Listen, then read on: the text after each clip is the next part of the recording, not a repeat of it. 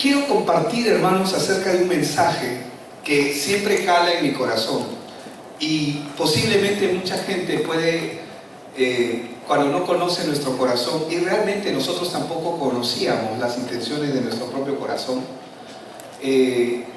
podrían pensar algo diferente. Pero estamos hablando, el tema que quiero compartir hoy es acerca de discipular nuestra nación. Ese es el tema. Todo discipulado, hermano, debería de ser y es intencional. Amén. Debemos de ser intencionales. La importancia del discipulado, la importancia de poder discipular nuestra nación. Ustedes ven ahí el mandato del Señor Jesucristo, ir y hacer discípulos. Y hermanos, los discípulos están llegando a Perú. Amén. ¿Cuántos dicen amén? Amén. Tienen que levantarse los discípulos en Perú. Para muchos, y esto es importante poder entenderlo, la misión de la iglesia es involucrarse en todas las cosas posibles que Dios está haciendo en el mundo. Y es cierto. Y muchos dicen, ¿no?, que nuestra misión es tratar de hacer todas las cosas para el Señor. Y es cierto.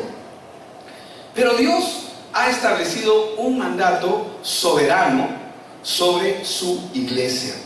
Todo lo demás va a ocurrir. Porque, ¿qué es lo que está ocurriendo en este tiempo, en esta parte, en este momento, coyunturalmente hablando en nuestra sociedad? Vemos que la gente está en busca de justicia social. ¿Cuántos saben que es así? Buscan hacer buenas obras, ayudar al pobre, todo ello de la mano con proclamar. Y la iglesia quiere hacerlo y lo ha venido haciendo, proclamar el evangelio a través de la ayuda social. Podemos tomar movimientos revolucionarios. Cuando se fundó esta iglesia, estamos hablando del año 1994, cuando la fundó el pastor Franco y trajo un equipo de ministros, al pastor Claudio con él. Nosotros teníamos un lema: Jesús, pasión, revolucionaria. Y éramos los campeones revolucionarios para Cristo. Pero podemos tomar movimientos revolucionarios, incluso sociopolíticos, como si fuesen la obra de Dios, y creer que la iglesia debe de involucrarse en ellos.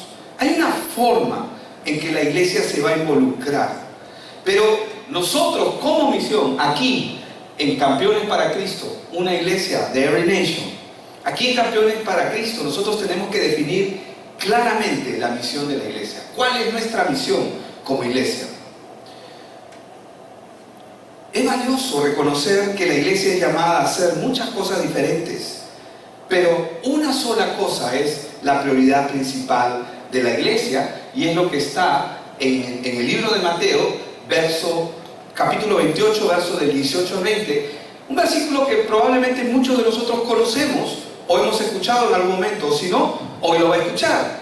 Y Jesús se acercó y les habló diciendo: toda potestad me es dada en el cielo y en la tierra. Una vez que él acabó su obra, él dijo: todo poder, todo dominio, todo gobierno, toda autoridad me es dada en el cielo y en la tierra. Por tanto, id y haced discípulos a todas las naciones, y dice, bautizándolos en el nombre del Padre y del Hijo y del Espíritu Santo, enseñándoles que guarden todas las cosas que os he mandado, y he aquí yo estoy con vosotros todos los días hasta el fin del mundo. Todas las culturas, todos los pueblos, todas las naciones, hermanos, tienen diferentes necesidades. Y esas necesidades sí deberían de ser relevantes para la iglesia. Es decir, la iglesia debería de ocuparse en ellas. ¿Pero cómo?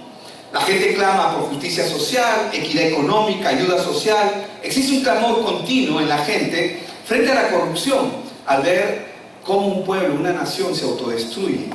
Y conocemos casos de naciones que se han autodestruido, que la corrupción termina por corromper una sociedad. Vamos a ver qué dice Proverbios 29:2. Dice, cuando los justos dominan, ¿cuántos justos hay acá?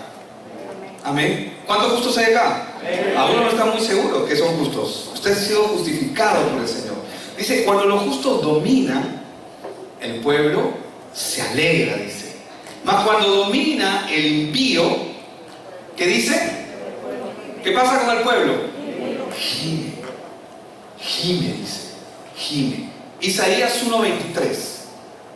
En Isaías 1:23 dice, tus príncipes, habla de los gobernantes, prevaricadores, dice, y compañeros de ladrones, todos aman el soborno y van tras las recompensas. No hacen justicia al huérfano, ni llega a ellos la causa de la viuda. Vemos que esta corrupción, sabemos que es parte del corazón del hombre, por lo tanto no es algo nuevo. Amén.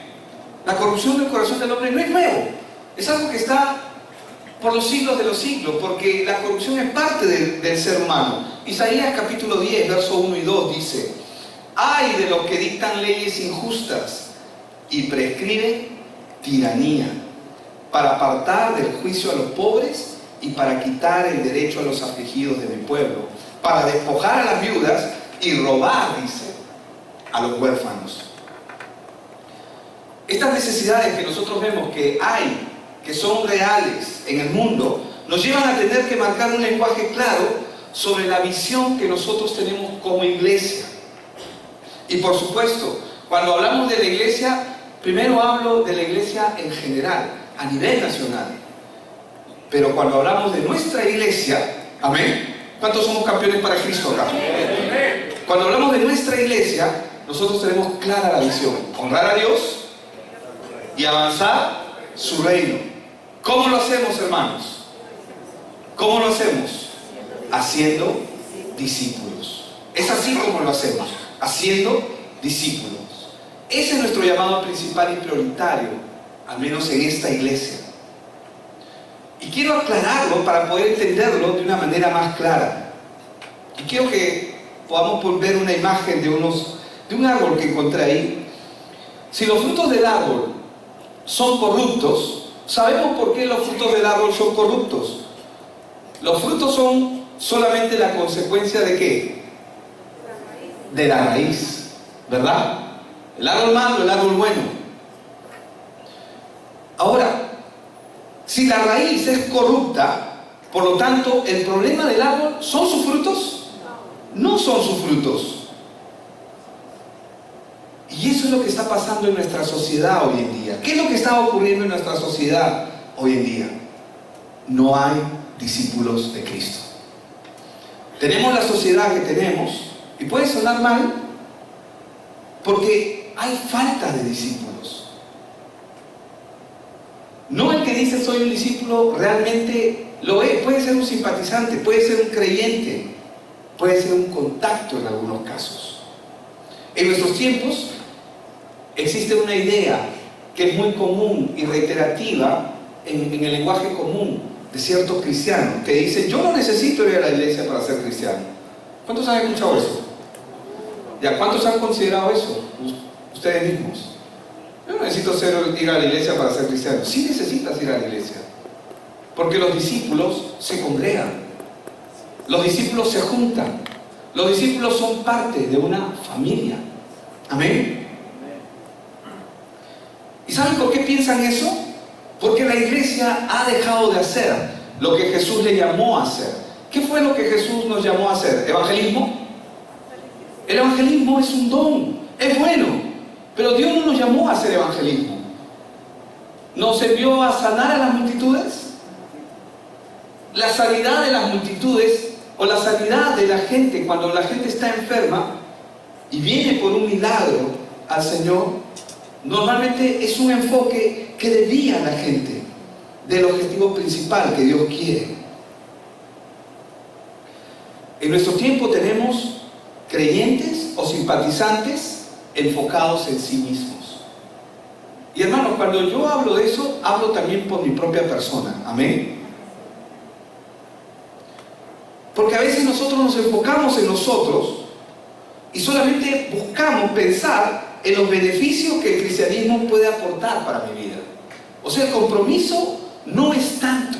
El compromiso es solamente qué tanto tú puedes aportar para yo continuar haciendo mi vida.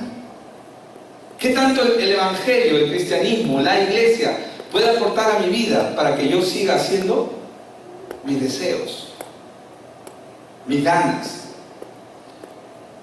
Ahora, la misión de la iglesia no es atender todas las necesidades como la justicia social, equidad económica, ayuda social o un clamor continuo frente a la corrupción como una prioridad. Sí es llamada a hacer eso, pero no como una prioridad. La iglesia no está llamada a hacer eso como una prioridad. Pero estas necesidades que nosotros vemos actualmente que hay en nuestra sociedad serán atendidas cuando los verdaderos discípulos se levanten.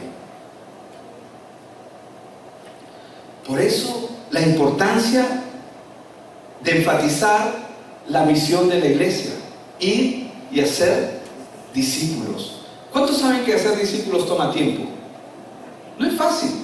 Compartir el evangelio, podemos compartirlo en el carro, en el micro, en el paradero, en cualquier parte. Pero traer uno a la lista, pactar con un contacto, juntarnos cada semana o cada cierto tiempo, eso es otra cosa. Amén. Porque los discípulos toman tiempo. El verdadero problema que enfrenta el hombre y por lo tanto la comunidad y por ende la nación es simple. Hemos estado caminando separados de Dios. En eso radica el problema. El problema de nuestra sociedad actualmente es que no involucra a Dios, no incluye a Dios. Y si alguien lo incluye, quizás lo hace de una manera religiosa. Porque nos hemos acostumbrado a que a los cristianos los restrinjan en la iglesia. Pero hermanos, el Señor nos mandó a ser discípulos.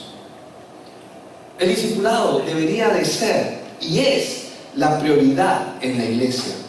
¿Por qué? Porque el Señor lo dijo. Y el hecho de hacer discípulos debe involucrar todas nuestras responsabilidades cotidianas como parte de nuestro ADN. ¿Cuántos están en su trabajo y se comen una papita? Se toman una bebida o toman agua. Tú vas al trabajo y tus necesidades fisiológicas te acompañan, ¿o no? Porque son parte de tu naturaleza, como la mía. Cuando vamos a un lugar o cuando estamos en un lugar, el ADN del discipulado debería de ser parte de nuestra naturaleza. Es parte de nuestro ADN. Uno no sale de casa dejando su cuerpo, ¿verdad? Así uno no se mueve en su diario vivir sin tener en cuenta la responsabilidad puesta por Dios de ir y hacer discípulos. Ay, el pastor, qué pesado. Porque probablemente muchos pueden estar pensando, ¿y ahora cómo voy a hacer? Y de repente algunos como que los estoy apretando mucho. Pero eso no pasa acá, ¿verdad? ¿O sí? ¿No? No se está exigiendo mucho. Hermano, pero es el mandato de Dios. Voy a darles un ejemplo y quiero que observemos juntos la claridad que el Señor Jesucristo, y eso lo compartí en la reunión con los discipuladores, pero la claridad de la misión que nuestro Señor Jesucristo tenía como Señor. Y hay un pasaje en el Evangelio de Marcos, vamos a ir al 1, versos 37 y 38, que lo muestra muy claro.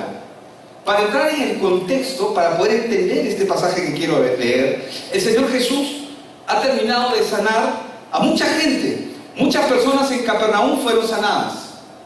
¿Y saben?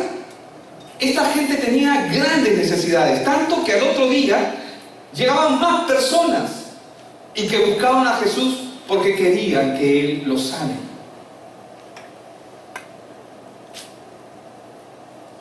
La Biblia nos enseña que Él se retiró ahora.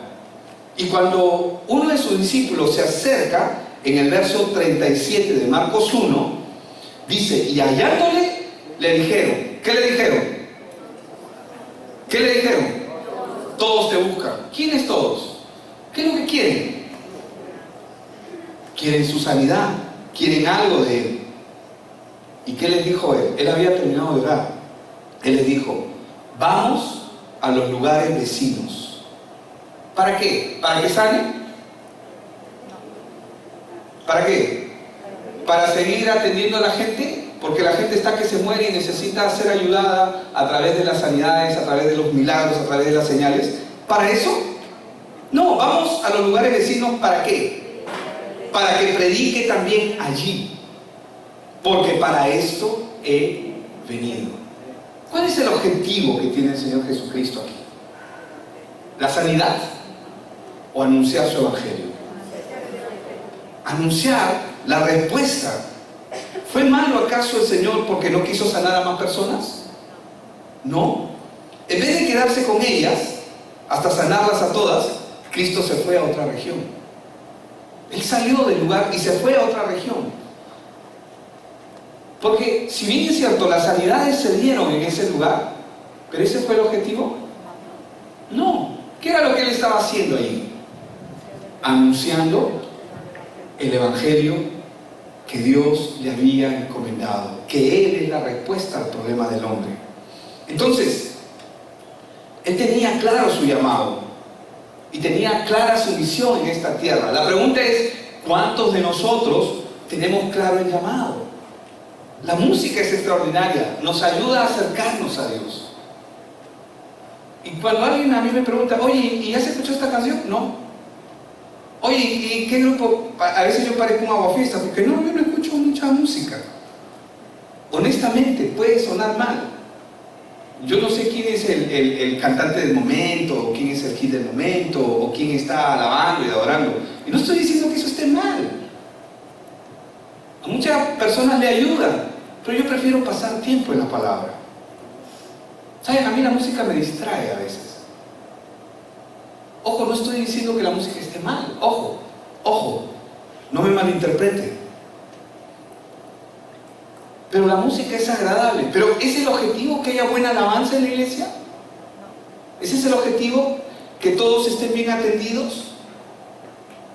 Se va a dar como consecuencia. Pero tenemos que tener claro el llamado que Dios ha hecho sobre nosotros. Hay gente, hay hermanos en la iglesia, aquí en nuestra iglesia, que no hemos tenido claro el mandato de ir y hacer discípulos, hermano. Ya tenemos este evangelio, ¿verdad, Ángel? David, Cristian, a los ministros, ¿no? Raquel, la doctora Zaira, Jenny, que por ahí está también, Jaime, María. Ya tenemos claro este evangelio, lo tenemos claro.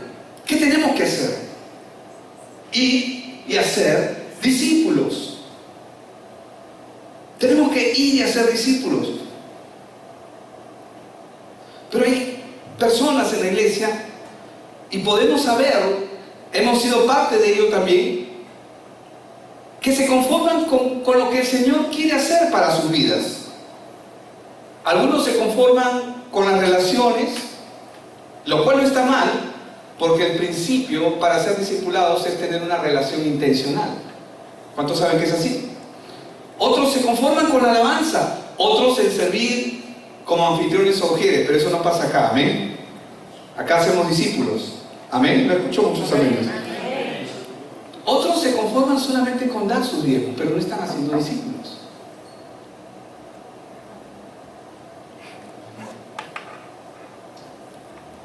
Otros se conforman con ser parte de un grupo. Y hermanos, Dios nos ha mandado, todos hemos sido llamados a ser discípulos. El Señor Jesús no murió para que haya buen sonido, y no significa que no lo haya, para que tengamos una vida cómoda, para que salgan bien las proyecciones. Él dio su vida en rescate por personas. Amén. Jesús no está despreciando aquí a los enfermos. A pesar de que todos ellos le buscan para ser sanados, Él no los está despreciando. La sanidad física no fue el énfasis de su ministerio. Él vino a predicar el evangelio, el reino de Dios y la voluntad de su Padre. Por eso es que en Juan 6, 38 al 40, vamos a leerlo. ¿Qué es lo que dice? Juan 6, 38 dice: porque he descendido, dice, del cielo. ¿Para qué? No para hacer mi voluntad, sino la voluntad del que me envió. Y esa es la voluntad del Padre, el que me envió, que todo lo que me diere, no pierda yo nada, sino que lo resucite en el día postrero. Y esa es la voluntad del que me ha enviado, que todo aquel que vea al Hijo y cree en Él, tenga vida eterna, y yo le resucitaré en el día postrero. Él no vino a sanar a la gente. No nos desenfoquemos. Y no estoy diciendo que no debemos orar para la sanidad. Oramos, amén. Yo estaba con fiebre hace un ratito, ya se me fue, gloria a Dios. Por eso es que me ven medio rojo, o me veían así. Pero Él no vino solamente para sanar a la gente. Las sanidades fueron la consecuencia de anunciar quién era Él, que Él es la respuesta al problema del hombre, el Evangelio. ¿Para qué vino Él? Para darnos vida, porque estábamos muertos en nuestros delitos y en nuestros pecados. Si yo como pastor no enseño que el hacer discípulos es nuestra prioridad, entonces no estoy haciendo bien, los estoy engañando. Amén. Y no digo amén por el engaño, digo amén porque no debería enseñar lo contrario. Tenemos que hacer discípulos. Y esa es la visión que nosotros necesitamos tener clara en nuestro corazón. Cuando hacemos discípulos, todas las demás áreas en la iglesia, en la comunidad, en la justicia, en el derecho, en las comunicaciones, en las artes, todas ellas comienzan a cambiar. Se empiezan a notar los cambios porque verdaderos discípulos se comienzan a levantar en cada una de esas áreas. Tenemos que hacer discípulos conforme a Cristo y no a nosotros. Jesús dijo en Juan 15:8, ¿qué es lo que dijo? En esto he glorificado mi Padre, en que llevéis mucho fruto y seáis así mis discípulos. Juan 8:31, dijo entonces Jesús a los judíos que habían creído en Él: si vosotros permanecéis en mi palabra, seréis verdaderamente mis discípulos. Mateo 5:44 dice: pero yo os digo, amad a vuestros enemigos, bendecid a los que os maldicen, haced bien a los que os aborrecen y orad por todos los que ultrajan y os persiguen. No es casualidad el lugar donde cada uno de nosotros estamos. Amén. Hay una conexión divina para los que son hijos de Dios. Hay una conexión divina en el lugar donde nosotros estamos. La Biblia dice que la creación entera gime. ¿Para qué? Para que los hijos de Dios se manifiesten. Razones importantes por las cuales debemos hacer discípulos. Primero, porque Dios lo manda. Amén. Suficiente razón, ¿o no es así? Queremos justicia, tenemos que ir y hacer discípulos en la justicia. Amén. Tenemos que hacer discípulos porque la iglesia, hermanos, no ha llegado donde ha debido de llegar por falta de discípulos. ¿Cómo la iglesia va a llegar a esos lugares? ¿Por medio de qué? ¿Cómo va a llegar la iglesia a los lugares donde no ha llegado aún? ¿Cómo va a llegar? Por medio de discípulos. Por medio de discípulos. Todos los problemas que tenemos socialmente hablando en las diferentes áreas de nuestra sociedad se dan por causa, hermanos, de que no hay discípulos. Ay, el pastor se ha vuelto loco, muy radical está. No, es la verdad, no hay discípulos. Y como no hay discípulos, esas áreas están enturbiadas, están contaminadas. Hemos visto que cuando el impío gobierna, ¿qué pasa con el pueblo? Gime. Pero cuando el justo gobierna, ¿qué es lo que ocurre? O cuando el justo está en una posición, ¿qué es lo que va a pasar? El pueblo se alegra, dice la Biblia. Tenemos los problemas que tenemos por causa de que la iglesia no ha entrado en los lugares donde debería haber entrado con discípulos de Cristo. Que tengan la respuesta que la gente está esperando. La gente no está esperando unas reglas religiosas. Están esperando que nosotros le digamos cuál es la respuesta a su problema. Y si ellos no pueden verlo, por eso es que tenemos que volvernos expertos en dar el Evangelio. Porque ¿qué es el Evangelio? Es la respuesta de Dios al problema del hombre. Todo cristiano, hermano, debe de ser discipulado. ¿Amén? ¿Cuántos dicen amén? Amén. Somos llamados a ser y a hacer discípulos. Ese es el ADN del mandato de nuestro Señor Jesús para nosotros en Mateo 28, del 18 al 20, como hemos visto. El hecho de que no siempre busquemos cumplir con la gran comisión habla de la gran necesidad que hay en nosotros de entender esta verdad espiritual. Tenemos que meditar en la manera como estamos visionando lo que Dios ha puesto en nuestras vidas. ¿Qué nos ha dado Él? Su Evangelio. Por lo tanto, y hermanos, y el Señor nos ayude, amén, como siempre lo hace. Algunos nos empujan a salir de nuestra zona de confort, de comodidad ficticia y pasajera, y debemos de ir y hacer discípulos. ¿Cuántos saben que es así? Y que es necesario. Vamos a orar. Padre, yo te doy gracias por este tiempo. Gracias por tu palabra. Tu palabra es suficiente para nosotros, pero tu Evangelio, Señor, la respuesta que has dado al mundo, Señor, y que el mundo no conoce aún. Muchos no entienden, Señor, y no conocen, y lo han llevado por el tono religioso, por el tono humano. Pero permite, Señor, que esos discípulos que tanto necesitamos que se levanten, se levanten. Oramos, Señor, por discípulos. Oramos, Señor, para poder atender a los discípulos, darles el tiempo que ellos se merecen, Padre, como si tú mismo los trataras, como si tú mismo estuvieras ahí con ellos. Permite, Señor, que tu reino avance. Permite honrarte a ti, Señor. Y gracias, Señor, porque todo lo que estamos sirviendo de alguna manera aquí lo hacemos con excelencia. Pero, Señor, el deseo tuyo es que hagamos discípulos. Permítenos, Señor, que cada uno de los que están acá puedan continuar haciendo discípulos, y los que aún están siendo retados, Señor, que puedan separar su agenda para tener discípulos conforme a ti, conforme a tu llamado, conforme a tu Evangelio, para poder ocupar cada una de las áreas que tanta falta necesitan, Señor, este país, nuestras comunidades, Señor. Oramos para que así sea, en el nombre precioso de Jesús. Amén y amén. Amén.